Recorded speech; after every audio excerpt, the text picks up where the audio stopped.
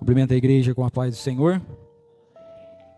Louvo a Deus pela essa oportunidade que o Senhor nos dá de mais uma vez estarmos na casa dele para aprendermos da sua palavra, da sua meiga e doce palavra.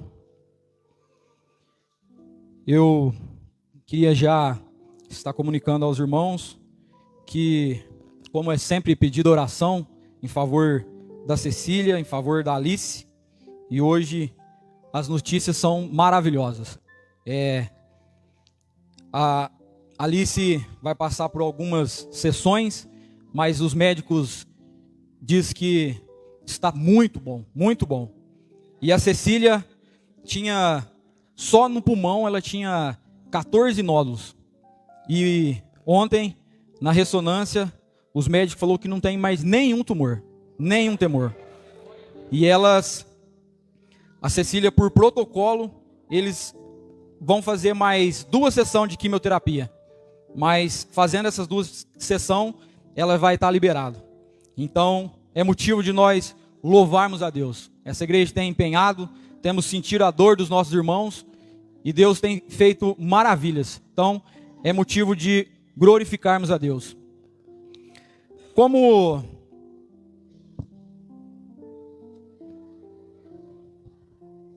é surpresa para os irmãos, e para mim também foi, de aceitar essa oportunidade. Quando passamos por problemas de enfermidades em casa, e nas minhas orações a Deus, meus clamores de desespero, eu disse que eu não rejeitaria as oportunidades de falar do amor de Deus, de falar da palavra de Deus em qualquer oportunidade que tivesse. Mas nunca passou no meu coração um dia como esse, de uma responsabilidade tão grande, diante de servos de Deus, adoradores de verdade, em que Deus ama tanto, diante de obreiros de Deus preparados, que Deus tem levantado na casa, e eu, como o servo mais pequeno dessa casa, vim empunhar esse microfone. Só Deus sabe a responsabilidade, e só Deus sabe o que eu tenho passado esses 3 dias. Vou confessar aos irmãos que é dia de desespero. Se hoje não é um dia que eu mais precisei de Deus, é um dos dias que eu mais precisei dele. Porque de mim não tem nada, de mim não tenho nada. Mas eu sei que a palavra de Deus não volta vazia. Não volta vazia. Eu sei que a tua vida é guiada por Deus. Eu sei que a vida do pastor Saulo é guiada por Deus. E eu sei que a minha vida é guiada por Deus. Então estou no momento, na hora e no lugar certo. Se essa palavra hoje não tocar o seu coração, sinto muito, porque no meu coração ela já falou poderosamente. Sem mais delongas, eu queria pedir à igreja que abra suas Bíblias em João, capítulo 4 e versículo 24. Vamos ler alguns versículos.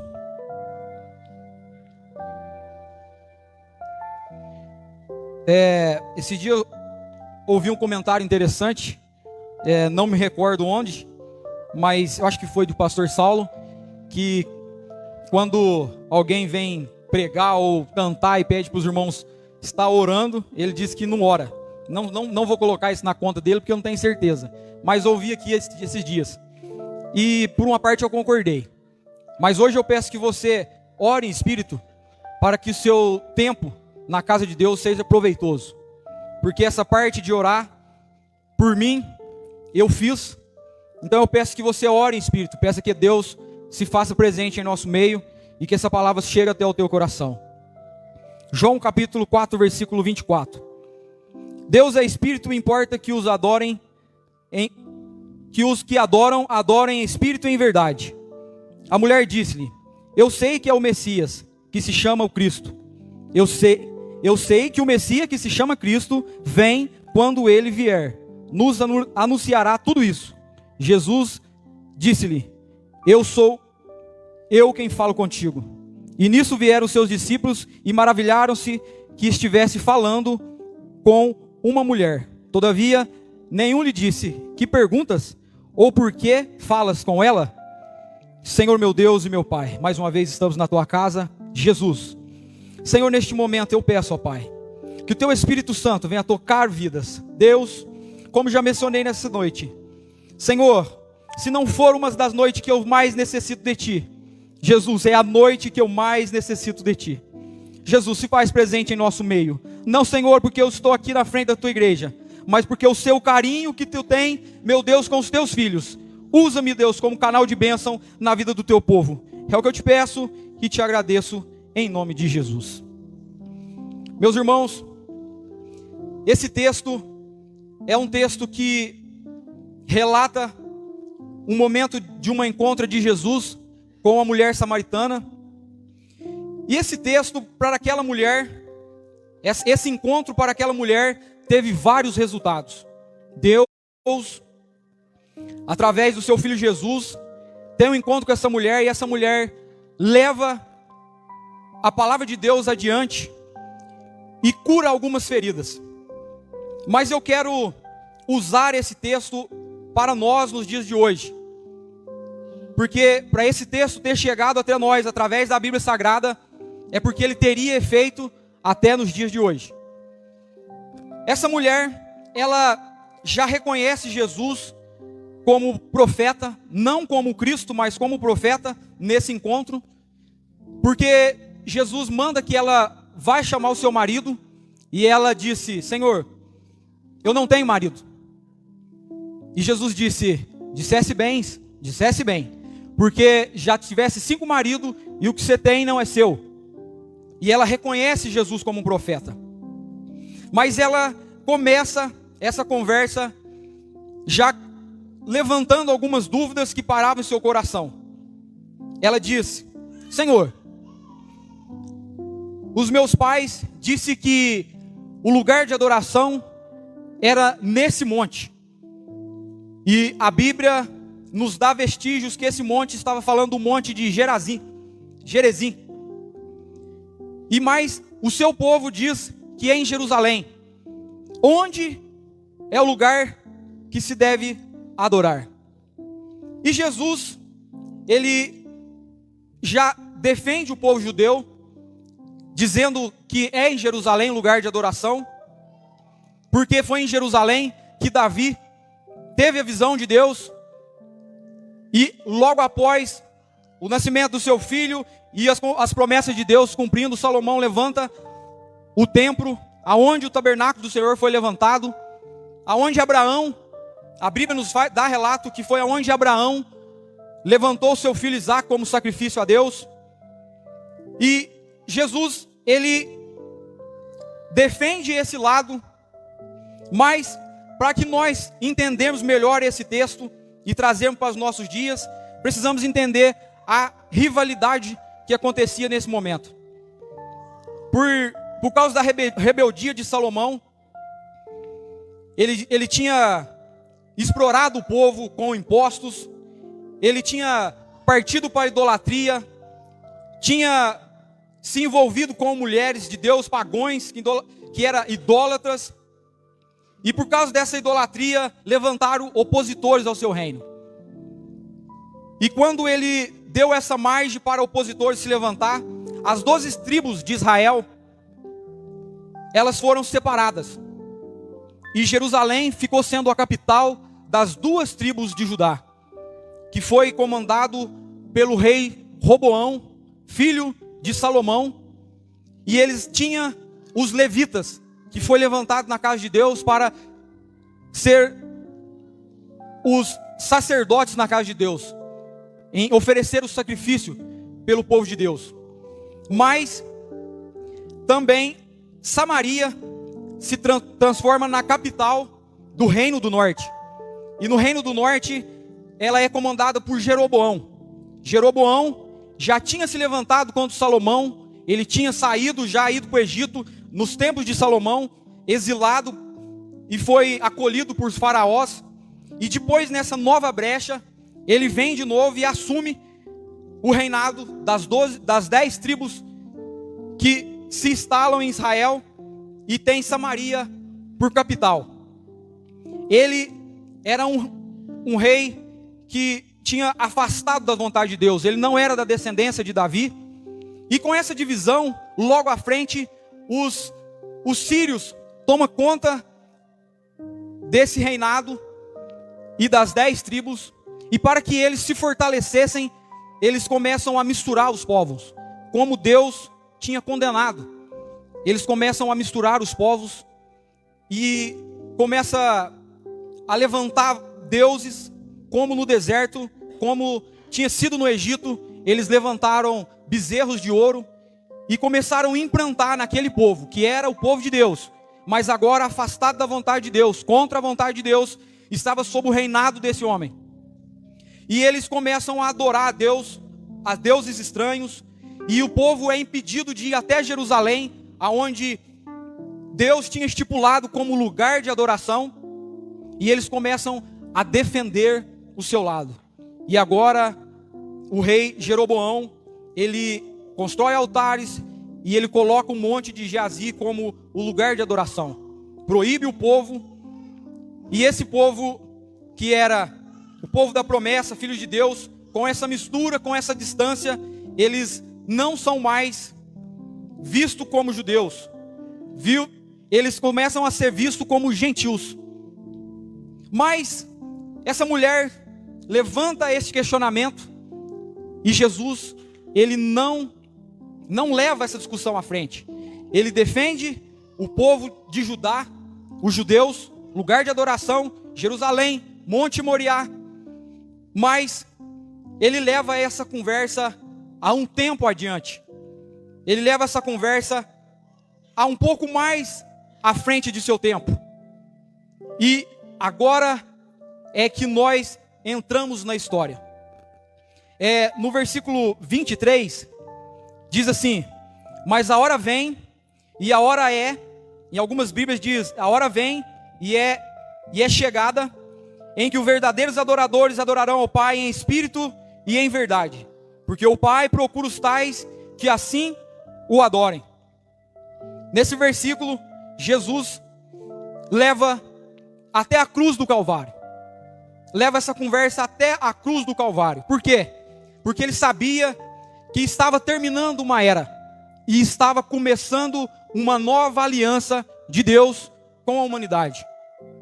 E quando Jesus é levado e levantado na cruz do Calvário, o véu se separa de alto a baixo. A Bíblia diz que é de alto a baixo.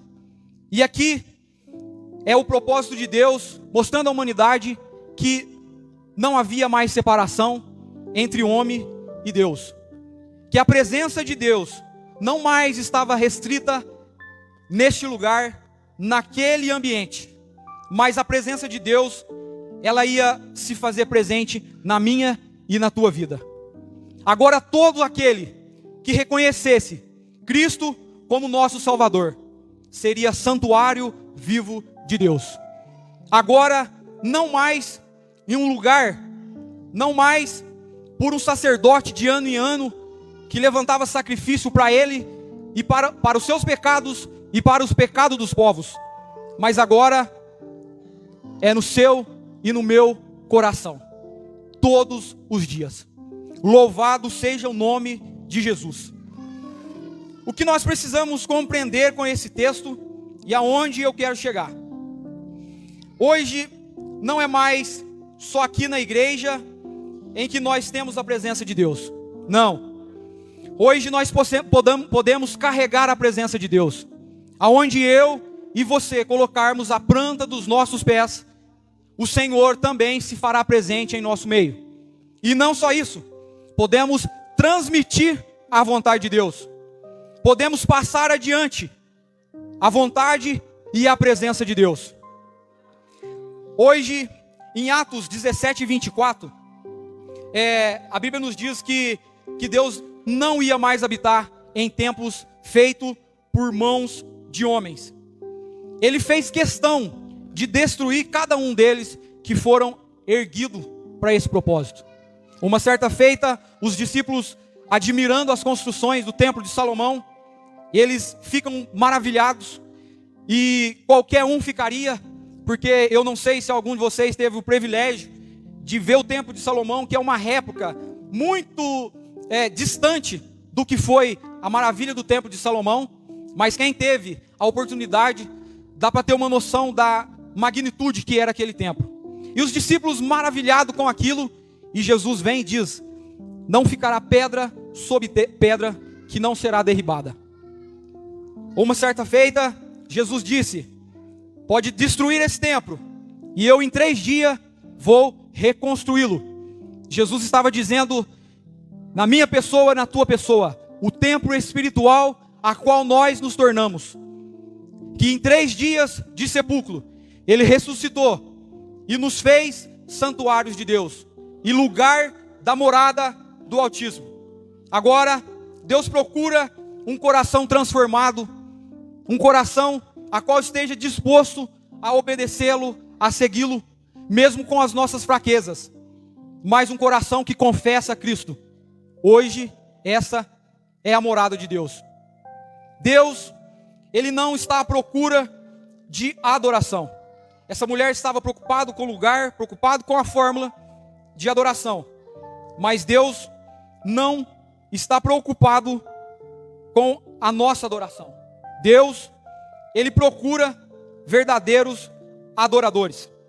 Em Apocalipse, capítulo 4, e versículo de número 8, temos um relato da visão de João, que o próprio Senhor Deus mostra a João, leva ele aos céus, e diz assim, no versículo de número 8, do capítulo 4 de Apocalipse: e os 4 animais tinham cada um, respectivamente, 6 asas, e ao redor e por dentro estavam cheios de olhos, e não descansavam nem de dia e nem de noite, dizendo: Santo, Santo, Santo é o Senhor Deus, o Todo-Poderoso, que era e que é e que há de vir. E quando os animais davam glórias e honra e ações de graça ao que estava sentado sobre o trono, ao que vive para todo sempre, os 24 anciões prostravam-se diante do que estava sentado sobre o trono, adoravam o que vive para todos sempre, e lançavam suas coroas diante do trono, dizendo: digno és, Senhor, de receber glória e honra e poder por tudo, porque tu criaste todas as coisas, e por tua vontade são e foram criadas. O que vemos nessa noite, nesses versículos, nesse relato de João? Vemos que o Senhor, Ele tem adoração o tempo todo, viva, perfeita, santa, o tempo todo no céu.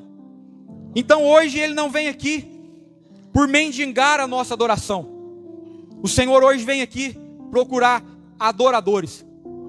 Precisamos entender que Deus, Ele quer de nós a nossa adoração. Mas também temos juízo e temos o entendimento que Deus faz questão que nos aproximamos dEle e nós adoramos a Ele, porque quando adoramos a Deus, nós nos transformamos próximo a Ele e nos transformamos parecido com Ele. Deus, Ele condena a idolatria, porque na Bíblia fala em várias passagens que os idólatras, ele aparece com o seu ídolo. Será que hoje nós que adoramos o Deus vivo, que muito tem feito por mim, que muito tem feito por você, e que você tem motivo de sobra para engrandecer o nome de Todo-Poderoso Jesus, será que hoje nós saímos dessa casa parecido com Ele? Temos vivido dias que Deus tem falado fortemente em nossos corações. Sábado, pastor Saulo nos trouxe uma mensagem vindo do céu em Alterosa, falando que tudo está nas mãos de Deus, que Ele está no controle de tudo e que devemos confiar nele. Domingo, Jesus se manifestou com o seu Espírito Santo em nosso meio e nos dizendo: eu preciso que vocês cheguem mais perto, eu preciso que vocês depositem a confiança em mim.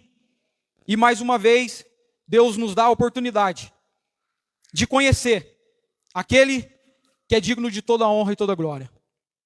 O pecado, ele nos afasta de Deus. Adão, o primeiro homem a pecar no jardim do Éden, a primeira coisa que Adão faz é esconder de Jesus, esconder de Deus. Deus, quando ele se manifesta no jardim, ele não pergunta a Adão: o que você fez, Adão? Ele pergunta a Adão: onde você está? Porque essa é a preocupação de Deus. Onde é que nós estamos? Onde é que a minha mente e a tua mente está nesse momento? Será que estamos com o coração e a nossa mente ligada ao trono da graça? Ligada ao céu?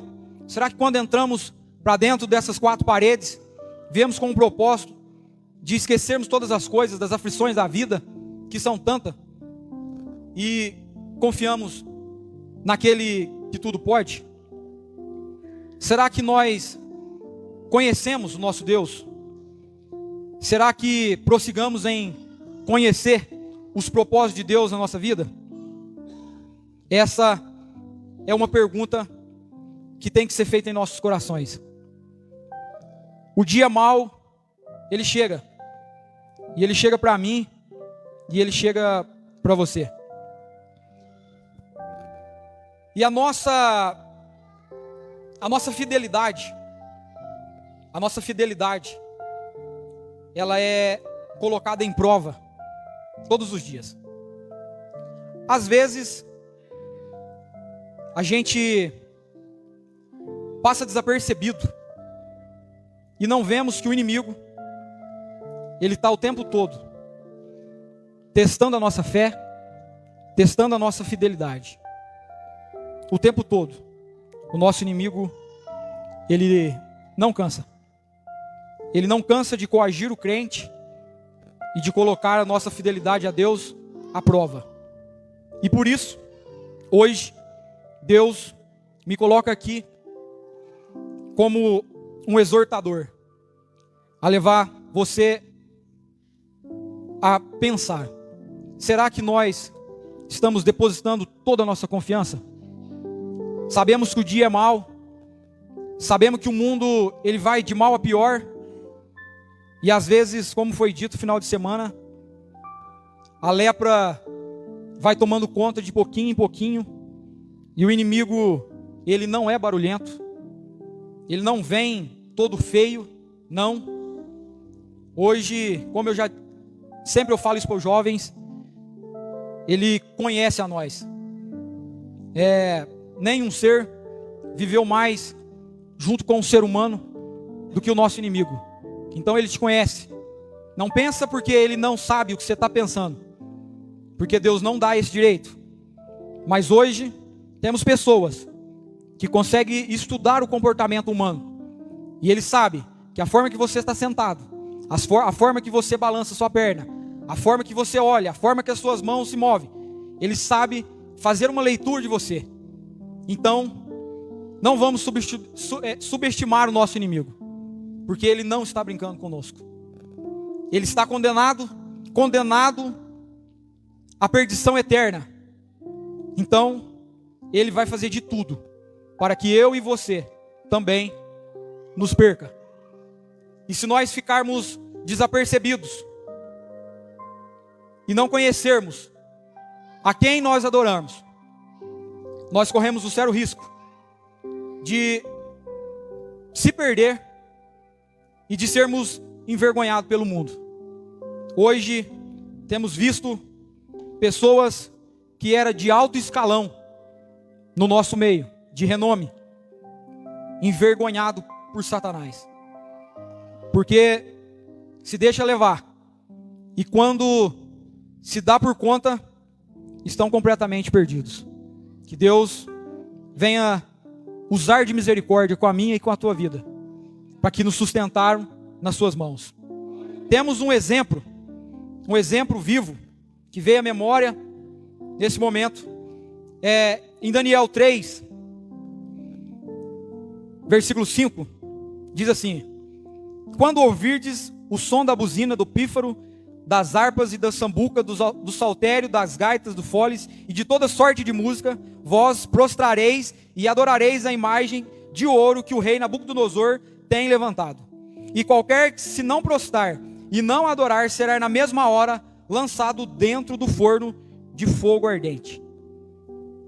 Essa passagem fala de Sadraque, Mesaque e Abednego.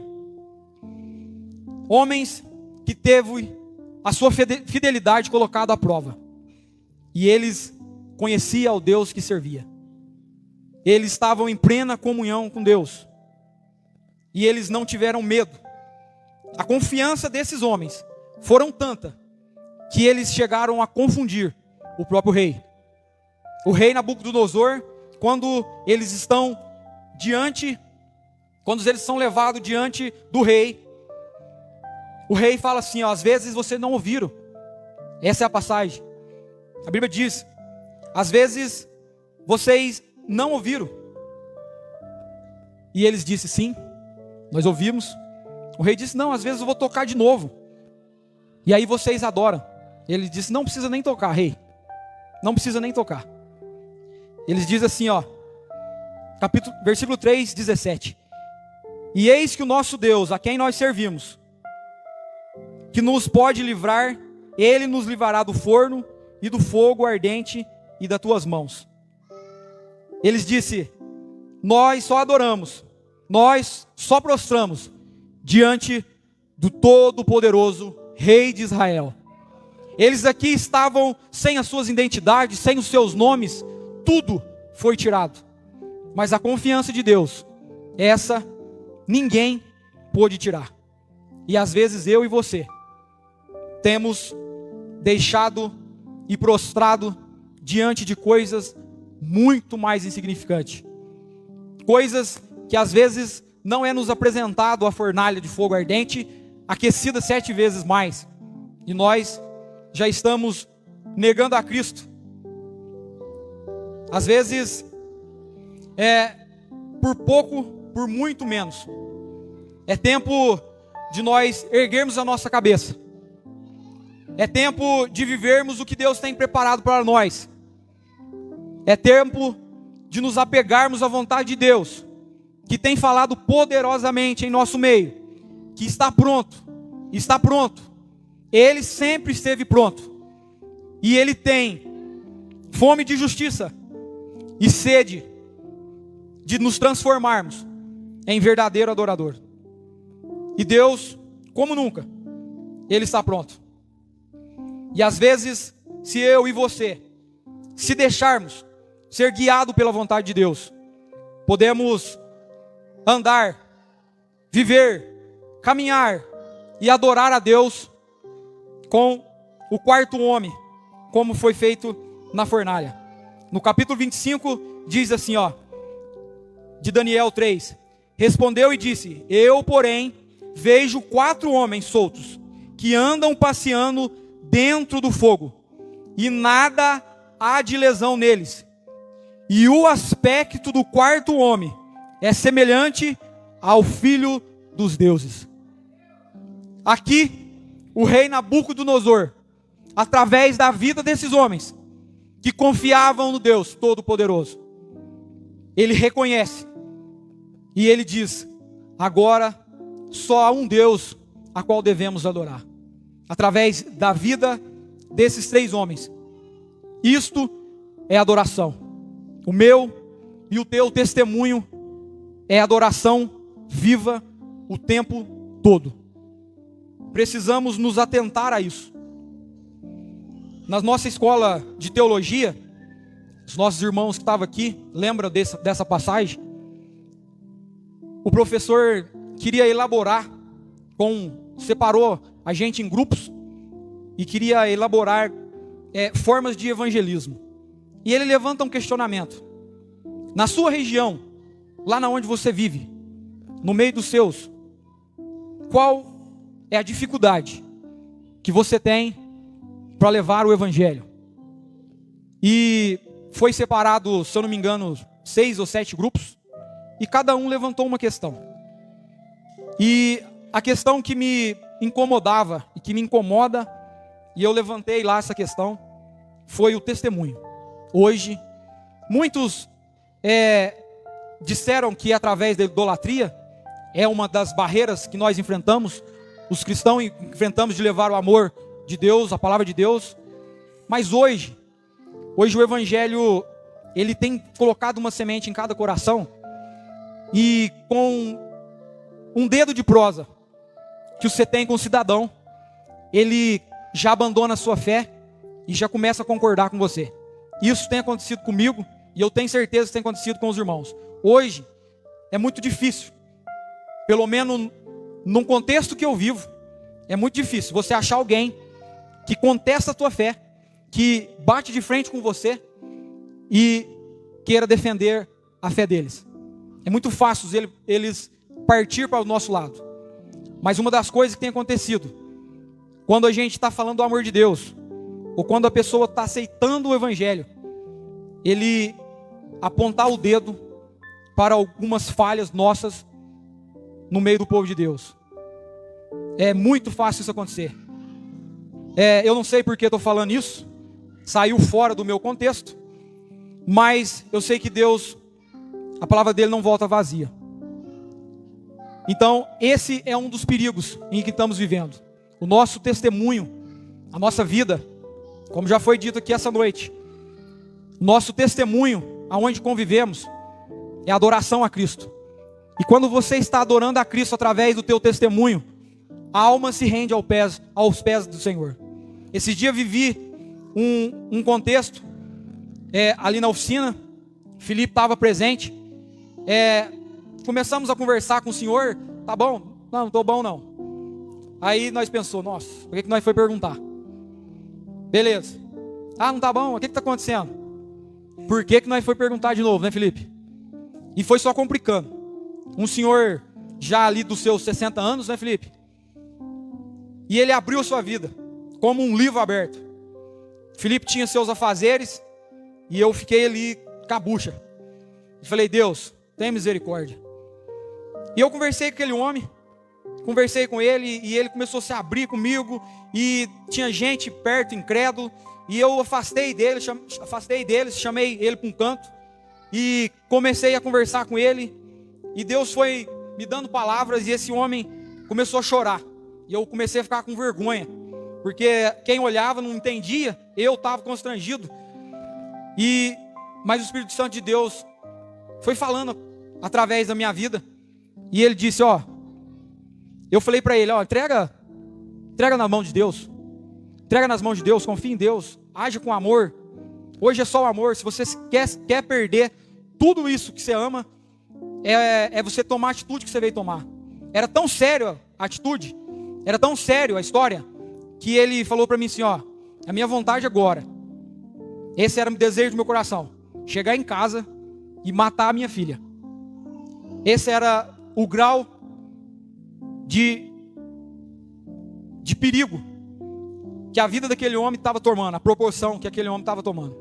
E ele disse para mim, Felipe, tô com um buraco aqui dentro, parece que tem um buraco aqui em mim. E ele falou para mim assim, o buraco foi preenchido.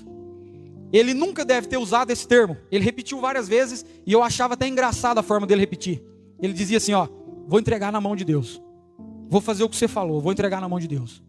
Eu estou indo embora agora, leve. Foi Deus. E uma das coisas que para mim é uma palavra que tem um peso tão grande, e eu nem faço questão de ouvi-la. Ele disse assim, você é um homem de Deus. E nós, todas as vezes que eu tenho oportunidade, eu sempre bato nessa tecla. Não é eu porque estou relatando o testemunho. É nós todos, nós somos preparados para isso. Não é à toa que o Senhor te chamou, não é à toa que o Senhor te escolheu, Ele te capacitou. E se você se entregar e confiar, e nas oportunidades que tiver, conhecer Jesus de verdade, conhecer a Deus o mais fundo do teu coração, você vai estar preparado. Nós vamos estar preparados, mesmo com as nossas limitações, vamos estar preparados. Hoje, a minha mensagem para você é: Deus quer ser adorado no seu testemunho. Ele quer ser adorado no seu testemunho. A nossa igreja, ela pode dobrar de tamanho. eu ouvi uma passagem tão interessante do pastor que ministrou em Juruáia, nessa última cooperação que a gente teve lá dos jovens. Ele disse que um certo homem certo missionário foi para uma aldeia evangelizar, e ele procurando o entendimento de Deus, como ia fazer isso naquela aldeia, com aqueles povos, e Deus falou para ele assim, ó, vive o evangelho, somente vive o evangelho. E ele vivia o evangelho, ele comprava como um cristão, como se Jesus estivesse comprando, ele vendia como se Jesus tivesse vendido, ele trabalhava como Jesus tivesse trabalhado, e assim ele viveu, descia e subia a sua aldeia.